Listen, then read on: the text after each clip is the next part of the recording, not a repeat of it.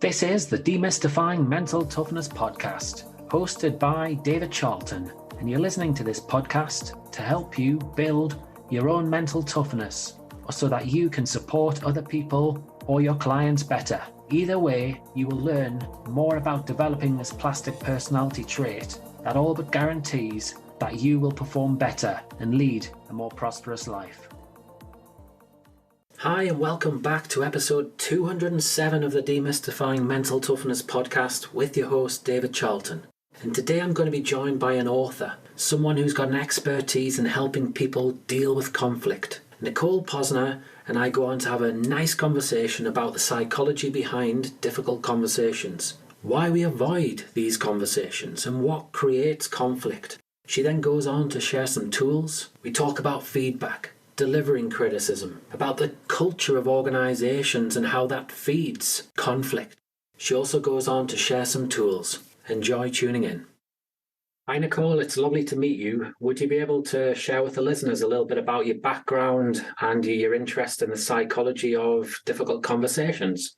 Yes, hi David. Well, thanks for having me here. So I won't go back to way back when, but a brief insight into who I am.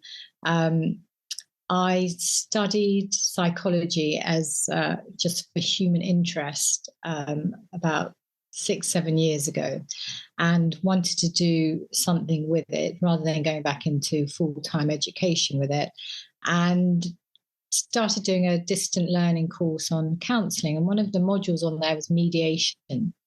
And what I loved about it is probably something to do with my impatience, is that unlike a lot of therapies or counselling, mediation brings a finite end to a problem.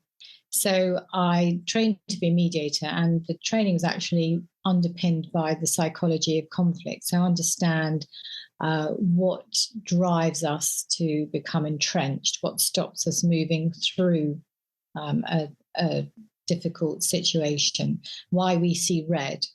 And after I trained, I actually thought my interest is this mediation is about all kinds of conflict within businesses, money mediation or property mediation. But what I was interested in is people's relationships, particularly within the workplace and the environment. So I then trained to be a workplace mediator.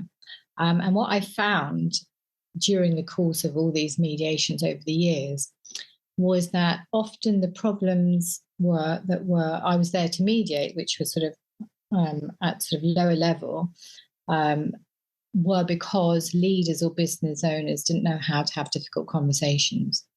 They avoided them, they managed them badly, or they just didn't have the time for them.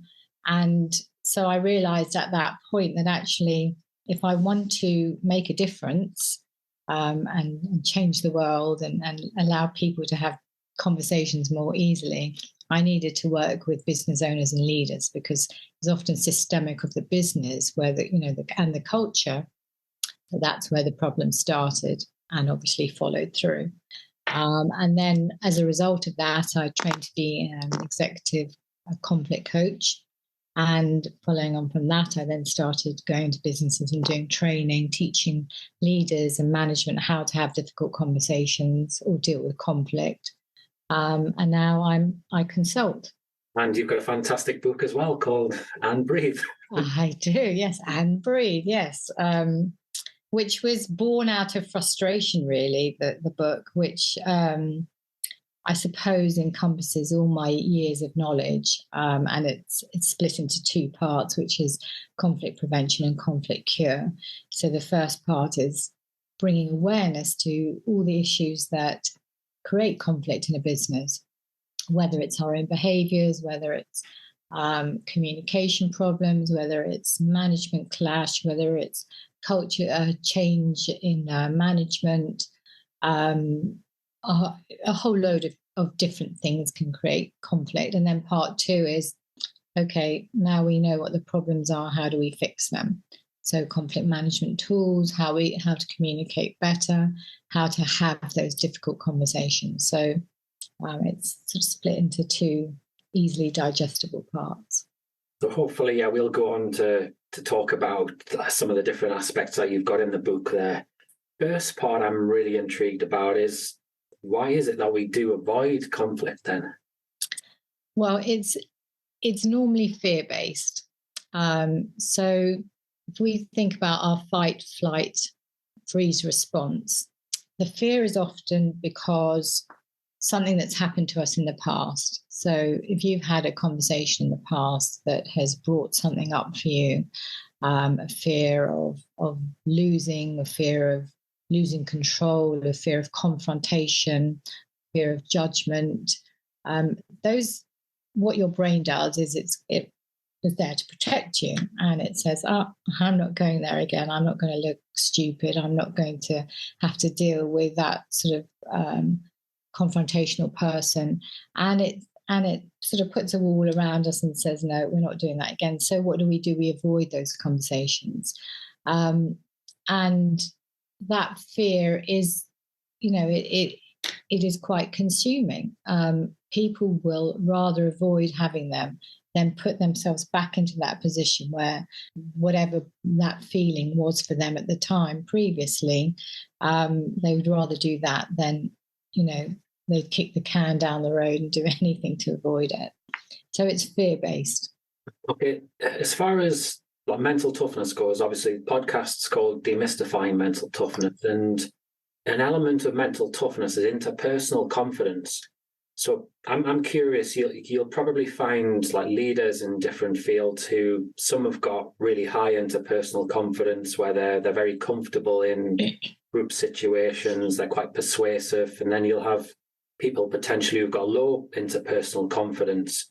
Have you come across that, and how that then would maybe pan out when they're having discussions? Yes, I think that it does depend a lot on who they're having the conversations with, and the power dynamics as well. In those kind of situations, people react differently based on what's at stake. So if you have, the more you have at stake, or the more you are likely to lose if you get it wrong, you're going to react very differently and behave very differently. And your what's driving your inner confidence is going to be, the threat will be greater. So that's why people show up differently in different situations. So I do think it is dependent on who the conversations are with, and what's at stake eventually or ultimately. Yeah. Are you able to share some case studies that you've got in your book? You talked about maybe the management changes or culture changes and how that can influence conflict. Yeah, I think I'm just trying to think off the top of my head of one. But so here's an example. I did a mediation for a very big online retail company. And one of the parties in the mediation, they were both very senior, they reported into the board, and they both were brought in to collaborate on a new part of the business that was going to launch the following year, 6 months later. Now, one of the parties had actually previously been a supplier, and they then brought him in to be part of the business. So the power dynamics between them were very interesting, because the guy that was brought in, first of all, felt he had to prove himself. He'd been brought in, and the way he did that was he became very challenging, and he became very controlling, and he tried to walk in and take command of meetings that weren't his to command, and he tried to undermine his colleague by CCing people in emails and undermining what she had said. So it was hardly surprising that they ended up where they were in the mediation. But when we deconstructed it and we looked at what was really going on, and obviously mediation, I don't know if you've ever been involved in it, it's a very orchestrated process. So, you handle all parts of it in such a way that everyone feels comfortable and safe eventually to open up. And when we deconstructed what was really going on for him, he felt threatened by his, the colleague, and he felt he had a lot to prove, and there was a lot more at stake for him because he'd been brought in on this project with a huge expectation. So the way he showed up and behaved was also slightly systemic of the culture as well, that they allowed this behavior to continue. No one stepped in and said, you can't do this, or this isn't right, because he was so senior, he reported to the board. There wasn't really anyone to pull him up on that. So that was in an interesting case study where, the dynamics behind it, the reason he behaved like that, and the fact that there was nobody, that was perhaps the culture of the business, and something that perhaps came as a result of from the mediation, they realised. But power struggles. And so as somebody external coming into that scenario, are you able to share with the listeners a little bit about how you would work? Would you work individually with both parties and then collectively? What would that process look like? Yeah. So, for example, in that situation, post mediation, that I don't mediate anymore. So, but what I would have done in that situation would have offered to coach them post mediation, because often in those situations, a lot of stuff comes out. And then you don't know what to do with it. You've realized that, you feel threatened, and now what? How do I change my behavior? So in those situations, I would have worked with them, coaching them, and, helping them to address those issues, and to find ways to manage their behaviors in a different way, having understood what's driving them. So, and to a point, I still do that now from a consultative point of view. Once you realize where there's a problem, now it's like the now what? How do I deal with it? It's all very well knowing that there's a problem. You need next steps to work through it. Yeah. I can imagine just the general busyness of people's day-to-day lives in the workplace will probably be something that puts people off as well from having these conversations, maybe at an unconscious level. Yeah, I think, look, the workplace has changed a lot over the last few years, particularly post, pandemic. And there's a lot more pressure, I think, to perform. I think, certainly at, external factors that create more pressure within businesses as well. And I think, if you don't have a natural skill set to want to have, or the capacity, if you like, to have difficult conversations, you're never going to want to have them freely. That it's never going to be something that is. So my personality, for example, is, I always wanted to jump in and get to the bottom of things. That's my personality. And if something comes up for me, I have the ability to recognize that I'm afraid, or I'm scared, or same thing, I'm afraid or upset or whatever, but I can recognize that first. And then I have the capability to understand, right now I've recognized that. How am I going to have that conversation?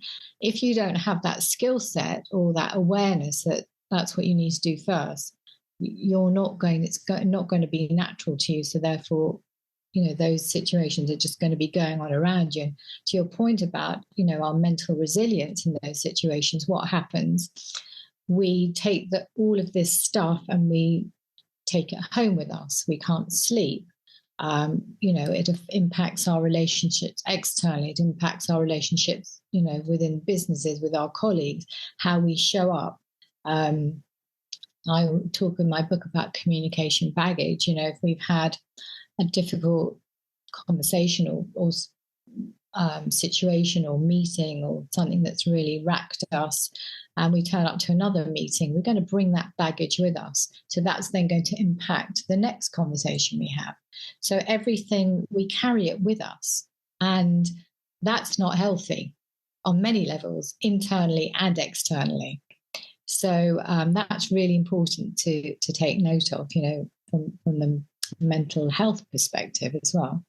So I'm getting the impression a large part of your work is essentially it's improving the self-awareness of the people that you work with. very much so, yes. Yeah, obviously, so they can improve their communication and the way they go about their day-to-day business. Exactly. Yeah. All starts with you. I think one of my chapters is even called "It All Starts with You." But yeah, exactly right. Yeah, no, I mean it's very similar to my work, just obviously in a different context. In that way, yeah, it all does start with you and your self-awareness, so you can make better decisions.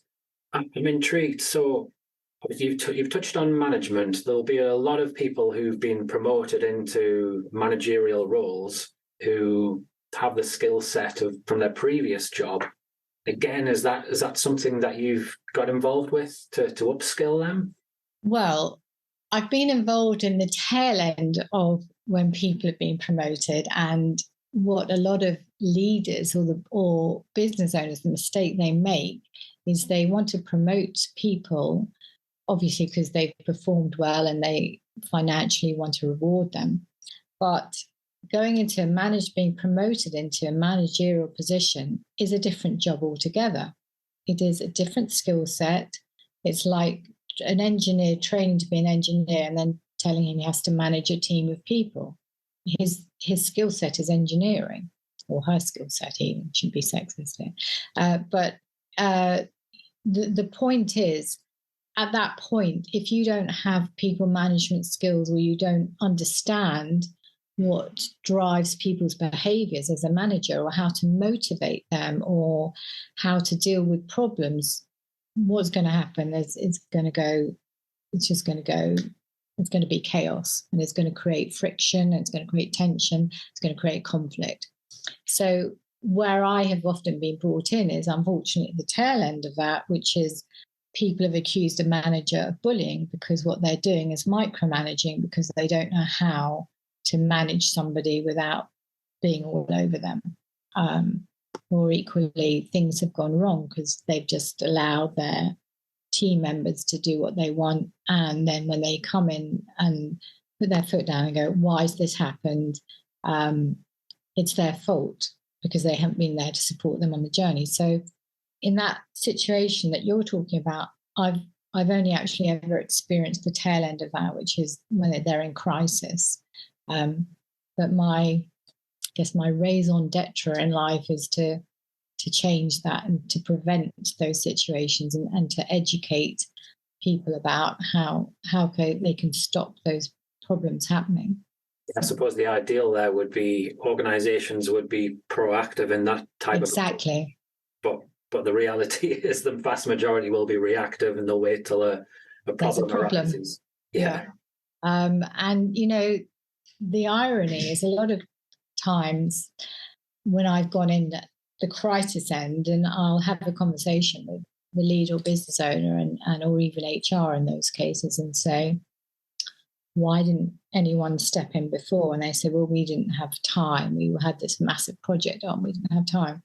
And I said, well, if you work out the hours you've now spent dealing with the problem, your hours, if the grievance is being raised, the time investigating the grievance, the emotional cost, all of that time far exceeds the time it would have taken you to deal with the problem early on. So I always used to secretly find that very entertaining.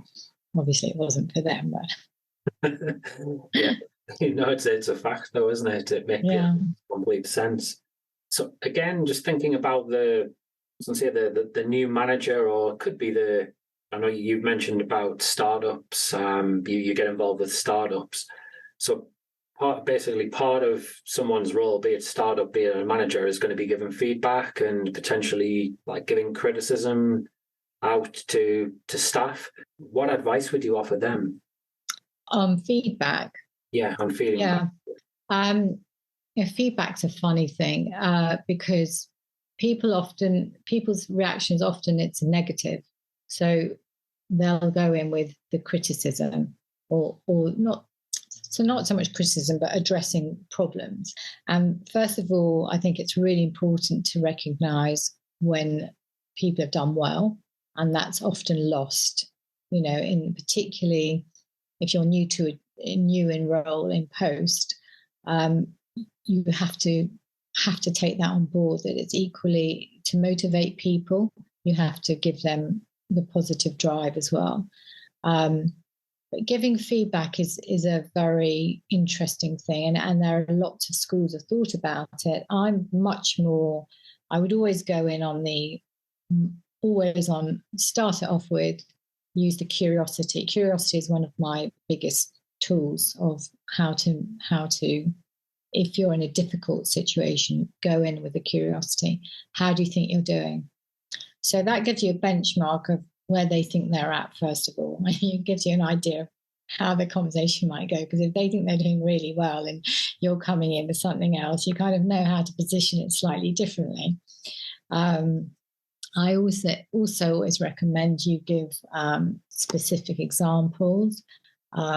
You try and avoid the "you've done X, Y, and Z" more. I've observed that, or I've noticed that, and listen back, because what's interesting in feedback, it is two-way. So if there's a problem, you might have been part of it. You might not have supported them. You might not have seen that they were struggling. You might not have given them enough information for them to have completed a project. You might have set an unrealistic timeline or deadline. You might not have, realized halfway through that they were struggling and you just hadn't picked up on it. So if you start off on the curiosity point of view and get where they're positioning on it, then you can get, it's like an information gathering exercise as well. Hear what they have to say and give them a voice as well. I suppose you've probably got to strip your ego back as well and share some vulnerabilities on your part too, and that'll help the whole process. Exactly. And I think that's also part of your own growth as well, recognizing, where you can improve. And giving feedback is a perfect example, perfect opportunity then, because it's, and particularly in an experienced manager or someone coming in, they think their role is just to make sure things are okay. But actually, it's a process to make sure things are okay. It's not just this is what you have to do. You have done it well or you haven't done it well. It's understanding what was more involved. You touched on a little bit earlier there about the positive side of things, and really there's probably a lesson there for people involved in business and organizations to try and celebrate some of the successes and try to motivate people with their strengths and like bring that in as part of the culture too. And then you won't necessarily have that, we've got a meeting here, there's going to be something negative taking place. Yeah. No, I think that's a very valid point. It's celebrating successes should be part of every business culture. Why wouldn't you? Is the question. Why wouldn't one? Yeah, time. I suppose some people would say, and yeah. I think if you understand, so this is an interesting point, and if you understand what makes people tick. Everyone has different drivers. Some people are motivated by money. That's why they go to work, purely for money. Some people because they believe in a cause. Some people because they're interested in, what you do, or they're passionate about what you're building or the service that you offer. When you understand why people turn up every day to work, you'll understand what makes them tick and what motivates them. Now, people who are driven by money aren't necessarily going to be too bothered about whether they've done a good job or not, because they'll get rewarded financially. But some people, that is their motivator, the praise and the recognition. They need external validation. So if you know your team well, and that's something that I was hoping we might touch on, about the importance of building relationships and understanding who your team are and your employees are. If you understand them, you will understand not what they need, but what will help them, what will motivate them. And some people, it will be that external validation. Well done, great job. And essentially, they're going to feel valued. They're going to feel respected. Job satisfaction is going to come into it. Exactly. Yeah, And the performance level will go up. Just mental exactly, health wise, I suppose, less days off sick. All of those factors will come into it. exactly. So it's, to me, it makes great sense. Um, but you have to build that into your culture. But you also have to understand everyone is different. Every person will turn up to their place of work for a different reason. Yeah, you take me back to, I suppose, my psychology days, my degree and masters, where I remember there's a leadership model out there, task and social leadership. Naturally, the social leader will look to have these conversations, and they'll be like really interested in the motivational aspect. However, the task leader will be very single-minded. Let's just get the job done, and they'll focus on the numbers. So again, having that awareness of the sort of the personality style that you've got is so important. I mean, in my book, I talk about 3 archetypes, one of which is the warrior, not warrior as in I'm concerned, but a warrior as in someone that sort of bulldozes in, and exactly to that point you just made is that they are task focused. So they're not really interested in the sort of the empathetic human side of leadership. They're focused on the money making or the progress. And that then creates conflict in itself because people think that they're not important, they're not valued. It's their style where they, go in and bulldoze in and they don't think about the impact of their behaviors. They only have one goal. They might be thinking about the health of the business, but not the health of, the mental health of those that work with them. Yeah, no, that's fascinating. That, and really, all we're talking about here is probably spending a minute, 2 minutes each day, and ensuring that you just have regular conversations with people. But yeah, people can avoid that at times. Absolutely, yeah. And then as you going back to the other case study that you shared, it ends up causing lots of problems and lots of time in their diary. Swing As a result, yeah, absolutely, yeah. But one thing I'm quite keen to look at is the emotional aspect. So you're going to get some people who are very good at hiding their emotions, and then you're going to have some people who get very, very emotional in these type of situations. Probably quite a lot of people. So yeah, how do you support them in that respect, and what recommendations would you have for a manager or a leader who's introducing sort of a difficult conversation, and you've got somebody who's very, very emotional at the other end? On the receiving end of it. This is what I call compassionate leadership. And some people struggle when they are faced with emotional outbursts, perhaps because they don't deal with emotion well themselves, or they get embarrassed by it. And they find, it's awkward. So if I was going to give you one gift today, I would say listening is a superpower. And when people are emotional, allow them to offload, allow them to speak, allow them to say what they need to say, and don't be afraid of silence. Let people process stuff. If you have to tell somebody, if I don't know, perhaps a redundancy conversation. I mean, I know that would be done in a structured way with an HR or something, but anything that's going to provoke a reaction, don't be afraid of silence. Allow people to process things, ask questions. It's a very coachy approach, this. Tell me, what your thoughts are. Allow them to speak and say what they need to do. And then the focus shouldn't be on you about how you're feeling and your awkwardness. It should be about them. And if you're a sensitive and empathetic leader, that's where your focus will be, making sure they're okay, rather than sensing, so this isn't about me, this is about you. I like that, because I'm building a representation in my mind here where I see a thermometer, and if somebody's at the very top of the thermometer in terms of they're very stressed and they're very emotional, by allowing silence, by being inquisitive, as you say, listening, naturally that's going to drop ever so slightly. Whereas, yeah, if you try and speak over them, if you're talking louder, if your tone isn't in the right manner, it's just going to spike that. And yeah, that conversation is not going to go well. I mean, many mediations that I've done over the years have been because their manager hasn't heard them. They just haven't given them the opportunity to say what they need to do or to put their perspective across.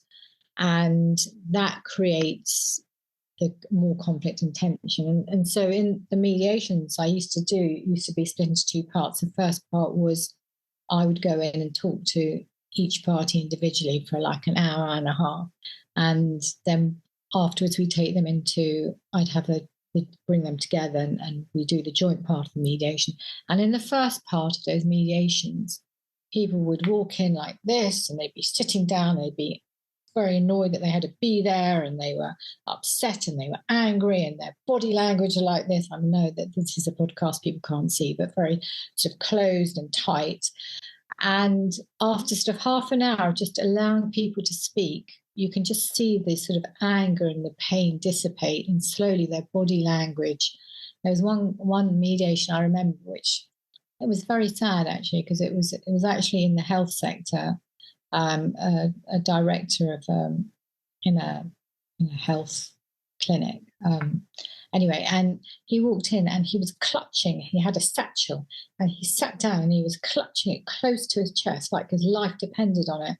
And by the end of the hour, he'd sort of let it drop onto his lap, and you could see his whole demeanor had changed. And he afterwards said, "Thank you for listening to me. I feel so much better."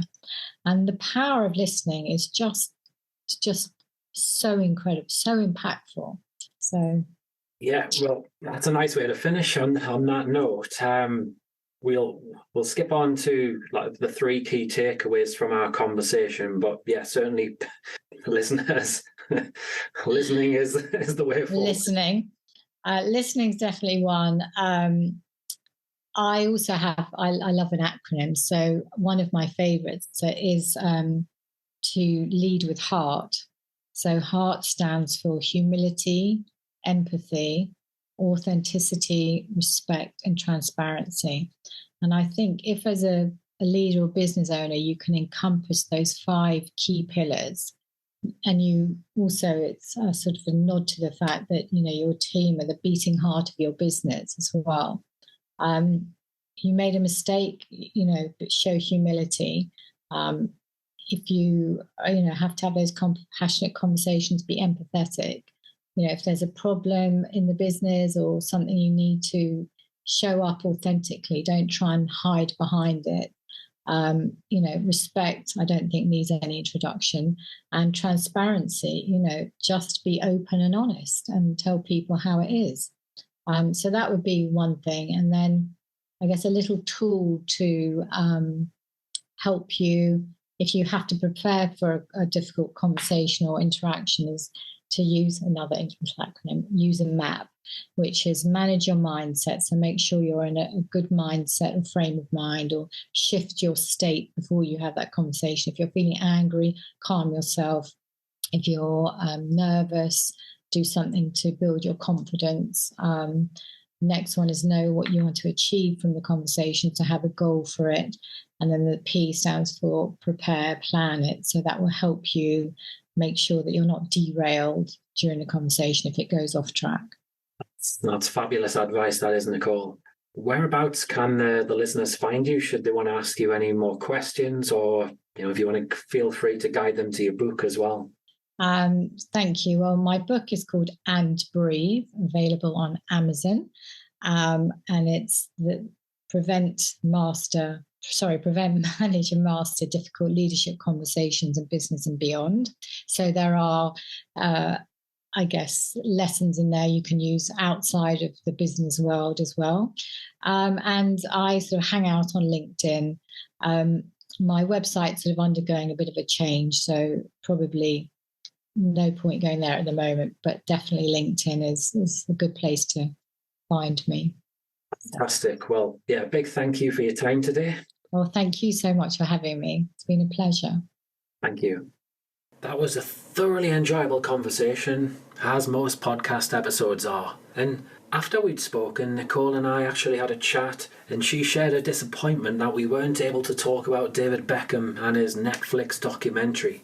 So I thought I'd finish off the podcast and talk about it myself. Now, naturally, my work is as a sports psychologist, and I spend an awful lot of time in football settings, as she was aware. And Nicole just drew to my attention the way the Beckham situation was handled by Alex Ferguson and how it saddened her. And I do tend to agree. You know, if you think back to the early days when Beckham first arrived at Manchester United as a youngster, Ferguson was seen as a father figure to him. And then when we move on a few years, when he had that really difficult episode for England when he got sent off, Ferguson and the team and everybody around him at the club seemed to rally round Beckham. So it was very much like a family, and they really valued and respected him. But then as Beckham's life changed, as him and Victoria seemed to get close, it appeared, you know, that the glitzy sort of razzmatazz that came along with his lifestyle unsettled Mr. Ferguson, if you like. His values were very, very different to Beckham's, as well as his upbringing. And at one point on the series, it's mentioned that Beckham was going to get sold to Barcelona. And Beckham wasn't very happy about that. He wanted to have a conversation with Alex Ferguson. Yet Ferguson refused to have the conversation. So in essence, his relationship completely changed, from being the father-like figure to then just being completely cut off, which must have been very, very difficult for Beckham. So the bit I really took from that was the fact that individuals, whether we're talking footballers, whether we're talking people in the workplace, it's very, very important to treat people as an individual. So in a sporting capacity, at professional level, you'll find some people can perform at their maximum, even if they have 1, 2, 3 separate interests. The separate interests, they actually help take the pressure off them. So their focus when it comes down to performing is absolutely fine, as was the case with Beckham. Then it might be the case with some players where no, they need to be 100% concentrated, pretty much like Ferguson was. A 24/7 manager, if you like. And that's fine for some players, but not for everyone. So, as Nicole alluded to, listening and understanding your players, checking in with them on a regular basis, is the skill. It's going to help earn their respect. It's going to help eradicate difficult conversations. And then when you think about it from a sporting perspective, when the going gets tough, you might well find that they perform that little bit better for you and for their team. And if we're talking about the workplace, very, very similarly, you're probably going to see that they perform at a higher level more consistently. I sincerely hope that you've enjoyed listening to this episode. For more tips and tricks, please do sign up to The Mental Edge. It's a regular newsletter that goes out on a Saturday, currently every fortnight, where I share a whole range of resources that link to mental toughness and performance psychology. Have a great day. If you enjoyed this episode of the Demystifying Mental Toughness podcast with David Charlton, do check out my website, sport-excellence.co.uk, and my online sports psychology resources. The Sport-Excellence website has essential resources for anyone looking to build their own mental toughness or the mental toughness of their athletes or teams, or if you want to achieve peak performance more often or optimal functioning. The Sport Excellence website has everything you need to keep moving forward and thrive. So go on, head over to sport-excellence.co.uk to find out more.